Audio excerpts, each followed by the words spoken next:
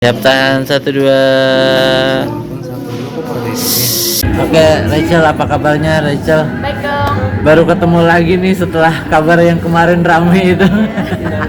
Rachel, boleh tahu nggak sih maksudnya pasti waktu itu Rachel sempat jadi sorotan karena sebuah peran gitu di televisi yang mungkin jauh banget sama usia kamu sekarang gitu.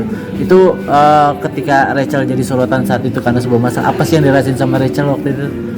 Sebenarnya itu kan benar-benar pertama kali ya aku terjun di dunia acting gitu, dunia entertainment.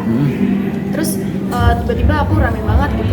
Jadi aku waktu itu kaget sih, kaget. Terus kayak sebenarnya yang nyalain aku tuh gak terlalu banyak, tapi banyak yang nyalain keluargaku. Dan karena itu aku jadi sedih kan, kayak pada ngomong, kok kamu keluarganya bolehin sih gitu-gitu. Dan ya aku sedih aja lihat komen-komen kayak gitu.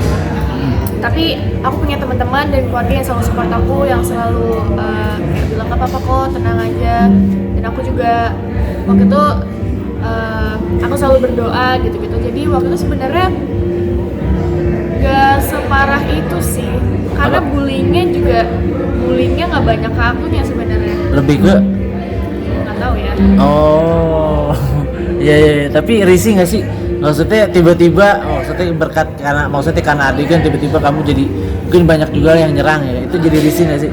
Risih sih, dan kadang banyak yang suka bercandain gitu, kadang aku kayak, atau enggak kayak misalnya aku baru ketemu orang terus kamu ini ya, terus kayak disuruh ceritain kayak blablabla. Padahal menurut aku kayak maksud aku itu termasuk salah satu trauma aku gitu loh. Tapi kamu malah nyuruh aku mau ceritain trauma aku sendiri gitu kan, kayak apalagi kalau baru ketemu gitu. Berarti sampai sempet trauma ya? Kan tadi bilang itu kan trauma aku sendiri. Traumanya seperti apa? Kayak aku jadi takut ngelakuin apa-apa gitu loh, karena takut dijudge orang gitu. Sebenarnya normal nggak sih perasaan kayak gitu buat seorang aktor atau aktris? Oh, berarti maksudnya sempat sampai kayak takut untuk ngapa-ngapain gitu ya? Tapi sekarang udah biasa aja. Udah biasa aja. Itu berapa lama buat nyembuhin trauma dan lukanya itu? Aku waktu itu baru terjun di dunia entertainment ya. Jadi aku sendiri juga dari Bali. Jadi waktu itu aku di Jakarta sama sekali nggak punya teman gitu kan.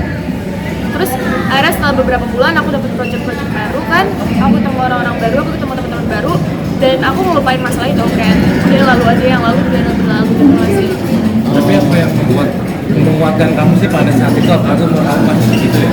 Apa yang menguatkan kamu? Yang paling menguatkan sih sebenarnya Tuhan sama keluarga sih. Itu nomor satu, kayak Tuhan selalu nguatin aku, terus keluarga juga selalu support. Dan sebenarnya teman-teman itu yang aku anggap deket, ternyata ada juga yang kayak malah ngomongin, malah ngelek-ngelekin gitu. Jadi dari situ aku bisa lihat mana teman-teman yang beneran baik dan mana yang fake gitu.